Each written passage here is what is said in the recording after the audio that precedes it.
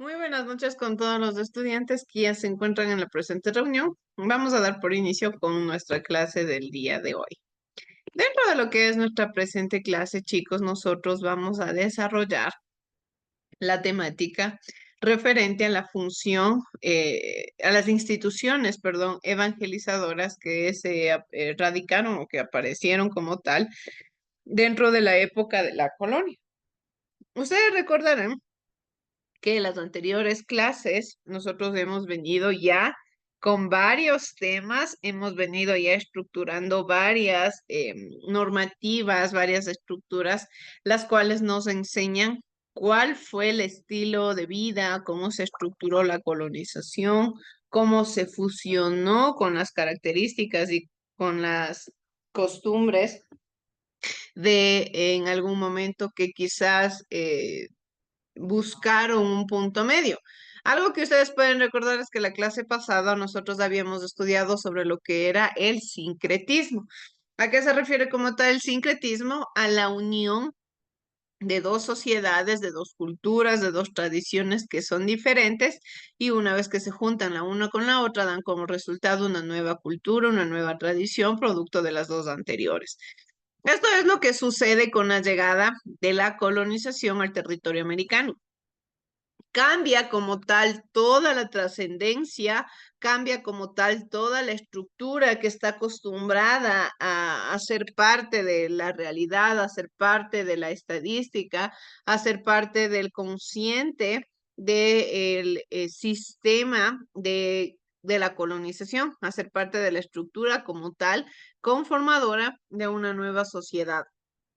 En este sentido, prácticamente nosotros entendemos que la religión ha sido, es y será un elemento importantísimo durante la sociedad en general, sí, un elemento bastante relevante al momento de la toma de decisiones, especialmente cuando nosotros hablamos de la época colonial, especialmente cuando nosotros nos referimos a la estructura de la colonización. Todo esto debido a que, lógicamente con la llegada de la religión se marca una nueva norma, se marca una nueva estructura social, política, económica, en la cual las leyes que la iglesia marca son las que se rigen dentro de la forma de vida, son las que se deben tomar como estructurales, como normativas, como leyes para poder desarrollar como tal una vida adecuada, una vida de respeto, una vida encaminada al beneficio de la sociedad, al beneficio del entorno, al beneficio del contexto.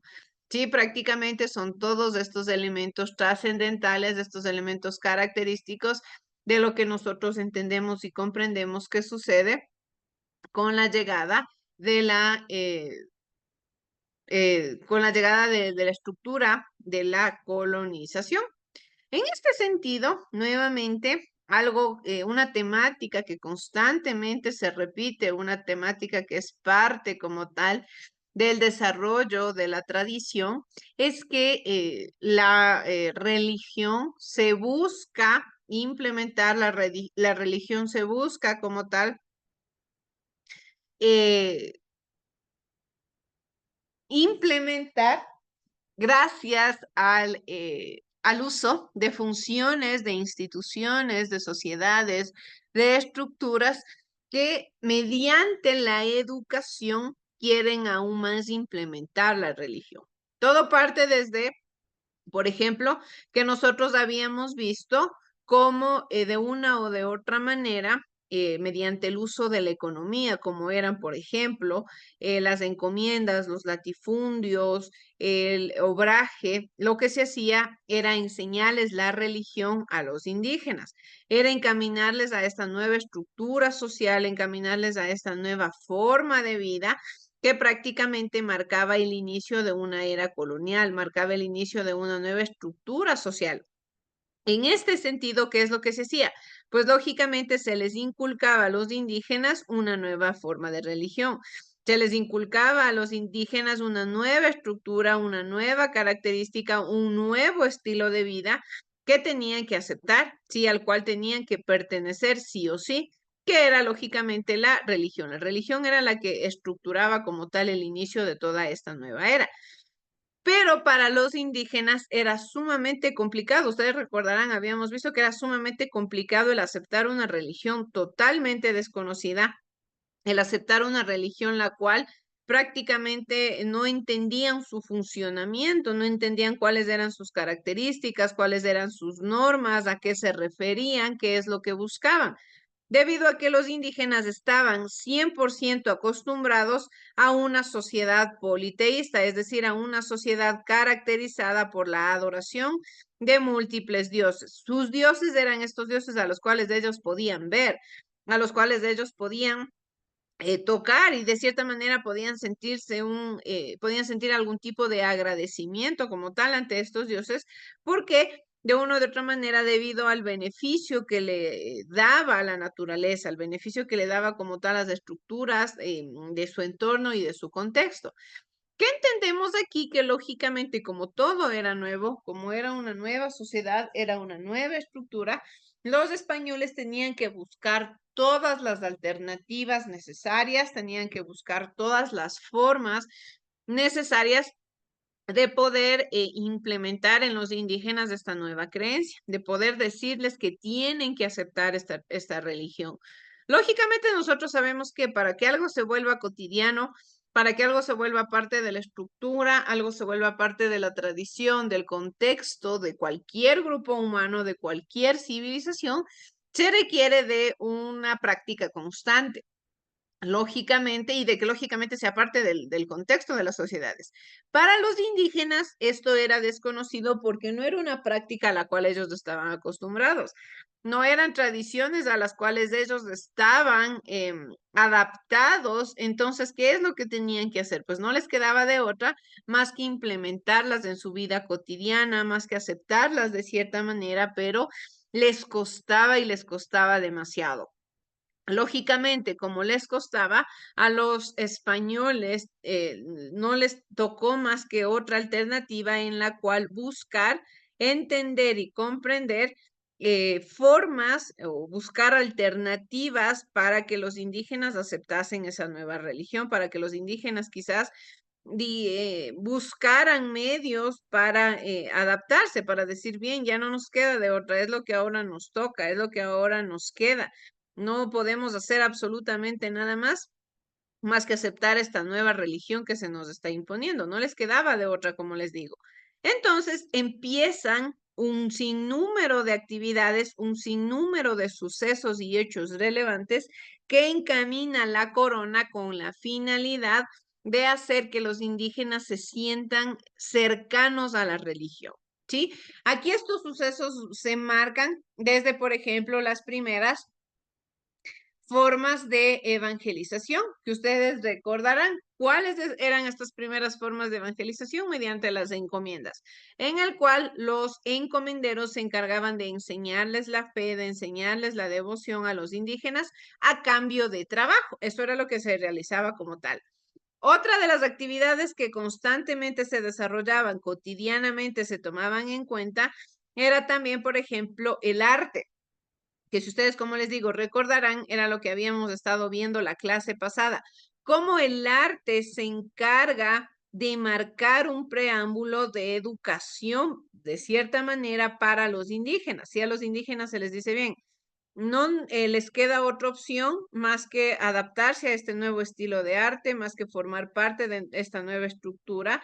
Y es ahí donde los indígenas marcan este sincretismo, donde los indígenas dicen, bien, no nos queda otra opción, entonces, ¿qué es lo que tenemos que hacer? Aceptar esta religión. ¿Cómo la aceptan? Mediante el arte.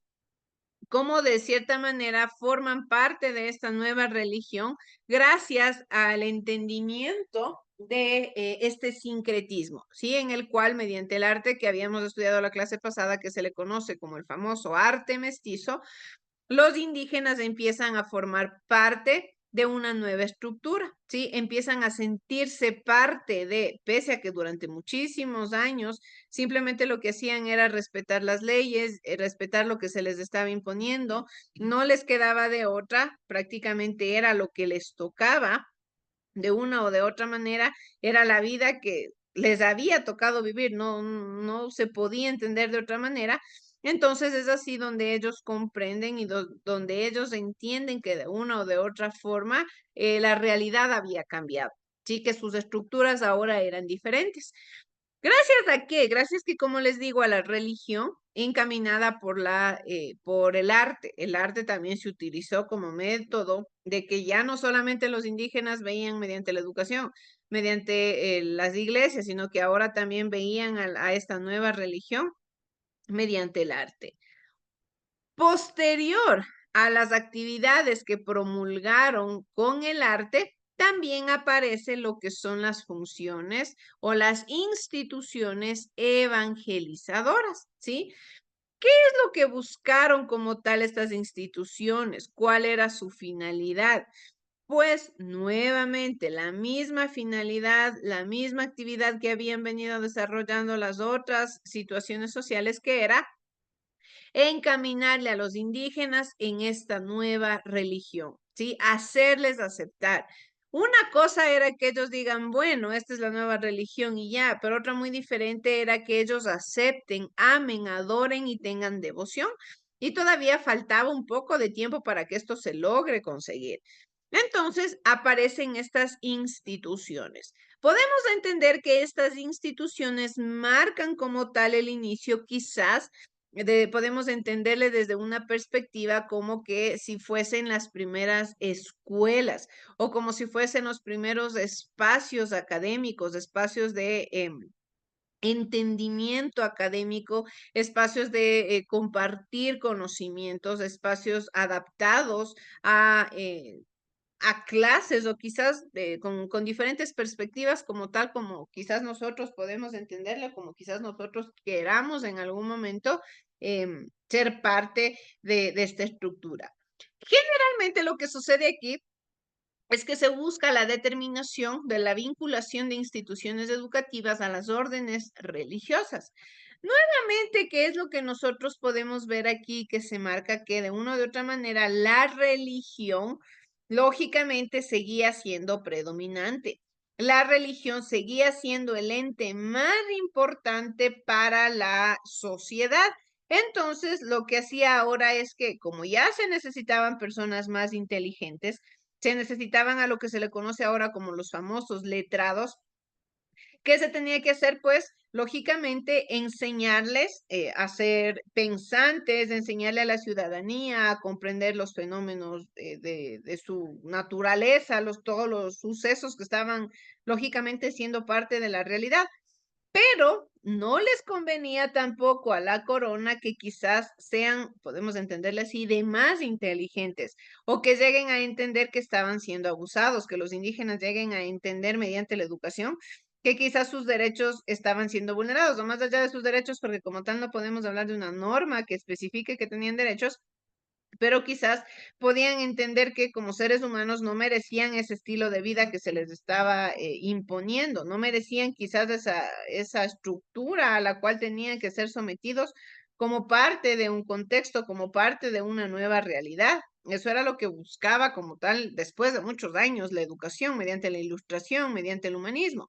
Pero prácticamente estos ideales o estos fenómenos lo que hicieron fue abrirle los ojos a muchas personas, pero en sus inicios no era lo que le convenía a la corona, es decir, esto no era lo que buscaba como tal la corona española. Entonces, primeramente, la educación era encaminada solo para personas poderosas, ¿sí? Desde sus inicios. Solo las personas con algún cargo fuerte, con alguna influencia en la sociedad podían tener acceso a la educación.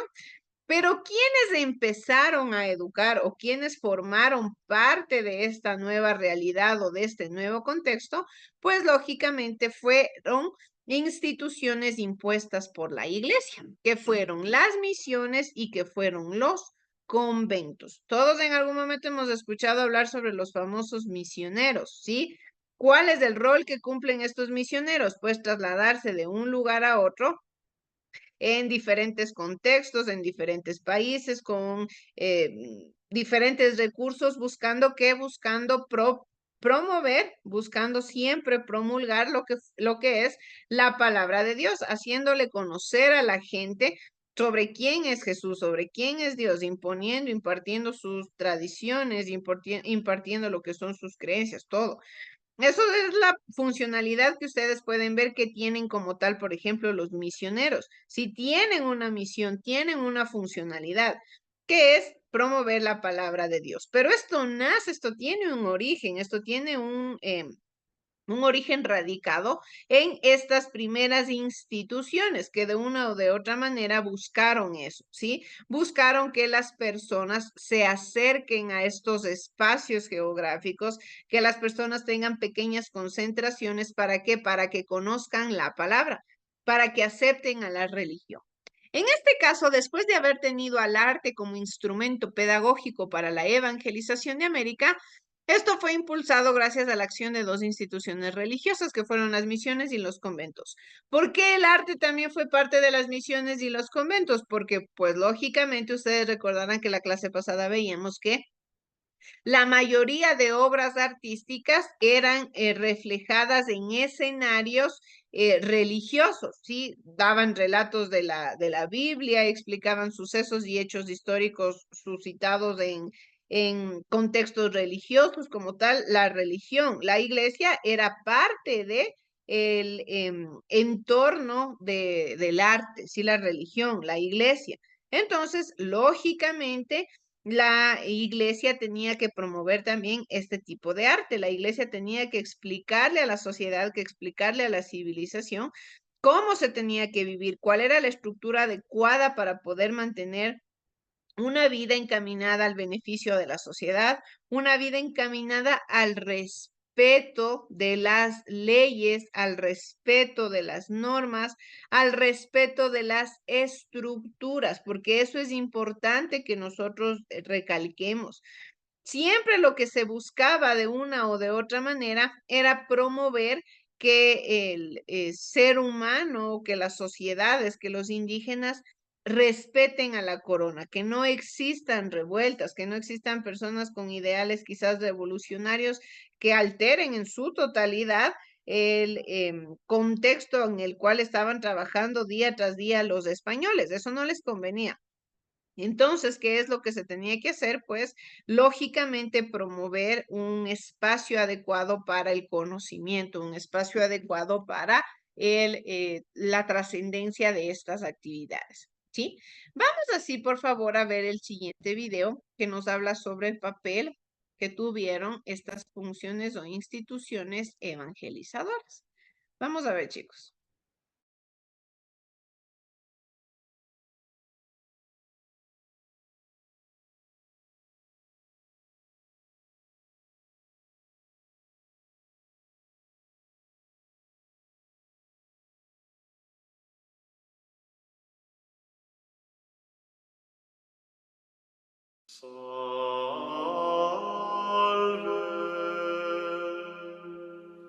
Consumada la conquista militar de los pueblos indígenas, la corona española tuvo una gran preocupación: la evangelización del nuevo territorio como una forma de consolidar su dominio a través de la tradición católica y el conjunto de ideas, sentimientos y costumbres que la integraban. La evangelización de la Nueva España resultó un poco más ordenada y metódica a partir de 1524, año en que llegaron los primeros misioneros franciscanos, mejor conocidos como los 12. A ellos se sumarían más tarde agustinos, dominicos, jesuitas y mercedarios. La labor de los frailes no resultó fácil. El primer obstáculo con el que tropezaron fue la multiplicidad lingüística del territorio que tenían que evangelizar. Los misioneros supieron que el conocimiento de estas lenguas era esencial para su labor evangelizadora, aunque el enorme abanico de voces, en principio, les causó un gran problema.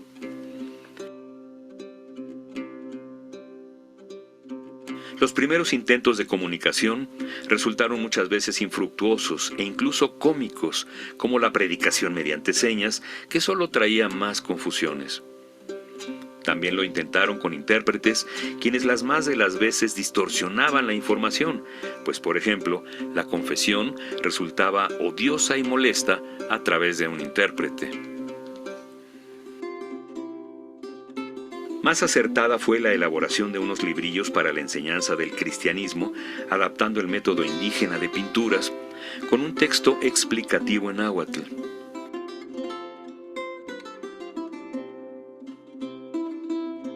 Hoy día, estos manuscritos son conocidos como catecismos testerianos, en honor a Fray Jacobo de Testera, a quien se le atribuye su invención. Otro procedimiento empleado por los evangelizadores consistió en escribir un breve sermón en castellano que se hacía traducir por algún intérprete. Enseguida, el fraile lo aprendía de memoria y lo declamaba ante los indios. Pronto tuvieron que renunciar a estos sistemas y concentrarse en el estudio de las lenguas vernáculas, principalmente el náhuatl. Para llevar la palabra de Dios a cada rincón, fue necesario poner libros en las manos de los religiosos, ya sea para que estudiaran las lenguas, para predicar la doctrina cristiana y para administrar los sacramentos. De ello nacen dos categorías de obras: los vocabularios y artes de la lengua, como llamaban antes a las gramáticas, y por otra parte, catecismos, sermonarios, confesionarios y evangeliarios. Siendo estos documentos instrumentos de trabajo cotidiano, no se prestó cuidado en conservarlos, por lo que la mayoría desaparecieron sin pasar por la imprenta, y algunos que tuvieron este privilegio inmediatamente fueron vetados y destruidos por el Santo Oficio. El material que sobrevive hoy día es escaso, considerado de valor inestimable y objeto de estudio para lingüistas y otros científicos sociales, pues en ellos se asienta un testimonio más del proceso de mestizaje que conformó a la nación mexicana.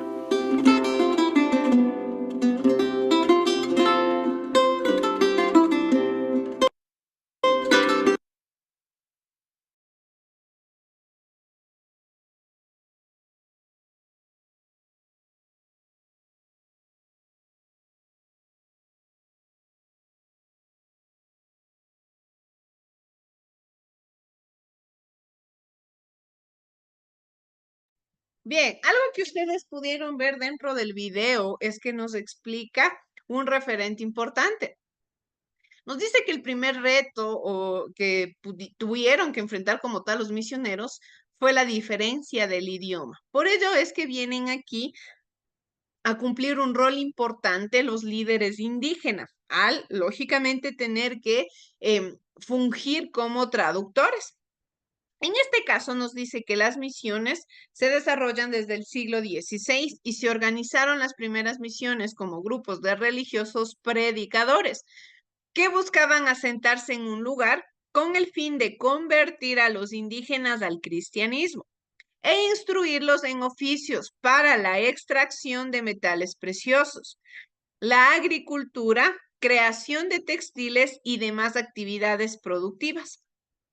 Todo esto para establecer una misión. Primero se organizaba una expedición para buscar indígenas que la conformarían, porque de cierta manera, ¿cómo se iba a promulgar la religión o a quién se le iba a enseñar el cristianismo si no se tenían indígenas, si no se tenían estudiantes? Prácticamente, ¿qué entendemos? ¿A quién se enseña si no hay estudiantes? Sí, en este caso, entonces, 2 o 3 personas conocedoras de la lengua aborigen, escoltadas por soldados, porque lógicamente no podían confiar 100% en los indígenas, conversaban con el jefe del pueblo indígena para persuadirlo de formar la misión y trasladarlos a ella. ¿Cuál era la primera forma de reclutamiento, la primera estructura o el primer elemento que buscaron los misioneros? Fue persuadirles a los indígenas o a los líderes indígenas para que, como líderes, lógicamente muevan a su grupo. En caso de que los líderes no llegasen a aceptar, ahí sí lo que hacían era que insistían hasta lograr reducirlos o por otro lado los sometían por la fuerza en caso de que respondiesen de manera violenta. Si el líder no aceptaba, lo que hacían era ir poco a poco por el resto de la sociedad hasta reducirlos, hasta tener ya un grupo pequeño en el cual ya la mayoría de la sociedad o de la civilización aceptó la religión, ya no les quedaba más de otra que al resto decir, bueno, si ellos aceptaron, pues yo también acepto, yo también soy parte de. O por otro lado, en caso de que los indígenas respondan de manera violenta, ya los misioneros, ayudados por los soldados y por la corona, principalmente porque todo esto era financiado y estructurado por la corona, pues tenían que formar parte también de lo mismo. ¿Cuáles eran las características que tenían las misiones? Principalmente tenemos que eran pueblos fundados alrededor de una capilla o una iglesia. Las casas eran construidas por los indígenas, de acuerdo a especificaciones urbanísticas ordenados por la corona, ¿sí? Todo lo que hacían dentro de esta época no podía pasar, no podía suceder si no era enviado por la corona, si no era estructurado y no era directamente utilizado como elemento de dominación por parte de la corona. La corona tenía total y absoluto conocimiento de cada uno de los elementos que se imponían, de las características que se tomaban en cuenta, de las formas en las que se imponía la religión. Por otro lado, también tenemos que se ubicaban lejos de las encomiendas y pueblos de los conquistadores. Lógicamente, ¿por qué? Porque en las encomiendas ya se encontraban los encomenderos, quienes tenían el rol y el papel de imponer y de enseñarles el cristianismo. Entonces, los misioneros ya no tenían que hacer, o sea, no tenían ningún rol que cumplir dentro de las encomiendas. Por otro lado, lógicamente, lejos de los pueblos de conquistadores, porque nuevamente, como estaba dominado por conquistadores, lo que se imponía era ya el cristianismo.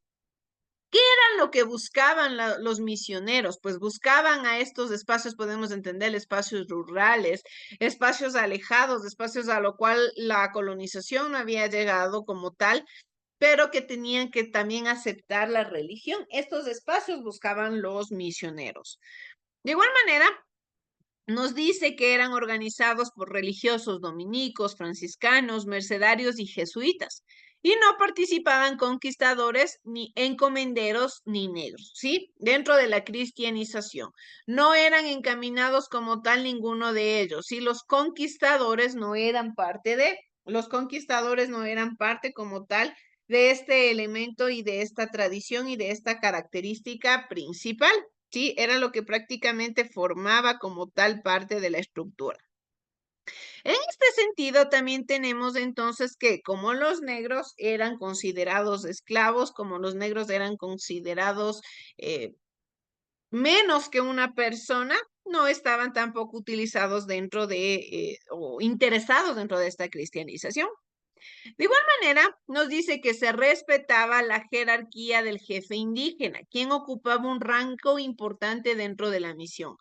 ¿Qué quiere decir? Que si es que el jefe indígena aceptaba ayudarles a los conquistadores o a los colonizadores en la imposición de estas normas, pues de una o de otra manera, lógicamente le daban algún rango importante. Sí, le daban un elemento, un cargo relevante. Podemos entender que tenían como algún tipo de privilegio para formar parte de este contexto. Entonces, al ser un líder indígena que era importante para la corona, lógicamente era como un alma de doble filo, podemos entender, ¿sí? Como matar dos pájaros de un tiro. Sí, si veían la sociedad indígena, veía que un líder de ellos estaba siendo parte del contexto, estaba siendo parte de los españoles, lógicamente iban a aceptar más rápido porque confiaban en su jefe o confiaban en su líder.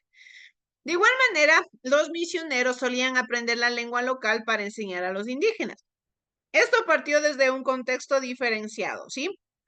Todo marca como referente con el tiempo. No es que de la noche a la mañana los misioneros lograron adaptarse a la lengua, ¿sí? Ya conforme va pasando la sociedad y este sincretismo va siendo parte, se crea como tal un contexto o una realidad nueva.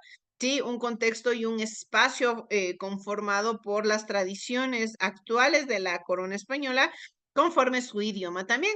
Pero en un inicio, lógicamente, los indígenas tenían su propia lengua, de acuerdo al contexto, de acuerdo al espacio en el que estemos hablando, porque puede ser como que estamos hablando del territorio mesoamericano, como puede ser que estemos hablando del territorio sudamericano, cualquier tipo de este territorio que lógicamente fue parte de la conquista. Entonces, la función, o valga la redundancia, la misión que tenían los misioneros era aprender el idioma para poder implementar más su religión, ¿sí?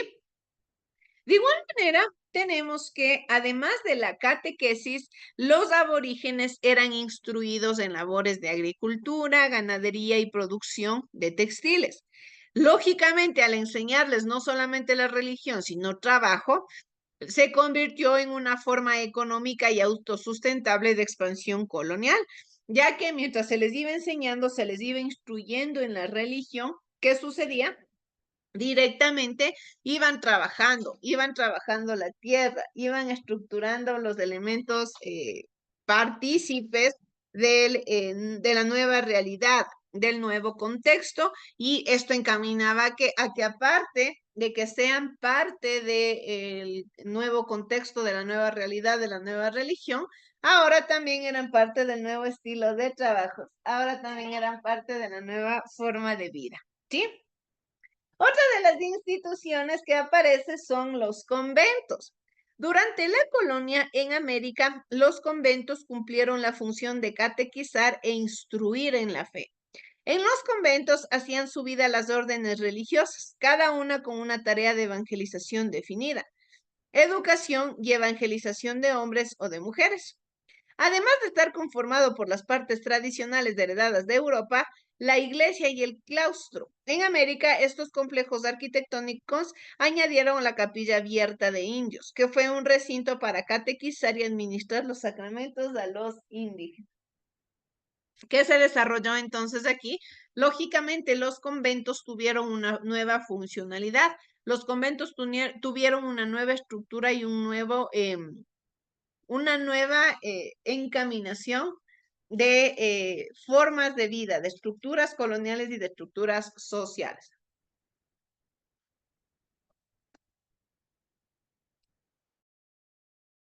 ¿Cuáles eran las funciones que tenía como tal el convento? Se dividía en tres en específico: la iglesia, el claustro y la capilla abierta o capilla de indios. Nosotros debemos entender que estamos hablando de una época sumamente clasista, de una época sumamente diferenciada.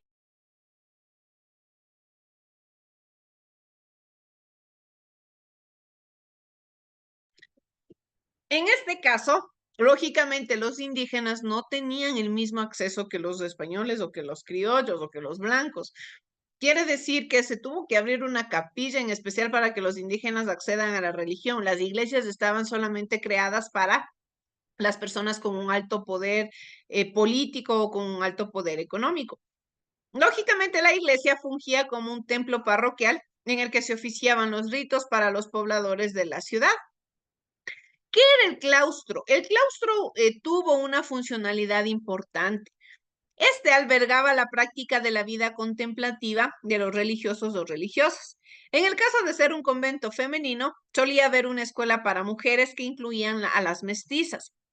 Aquí también hablamos de un rol que la mujer cumplía.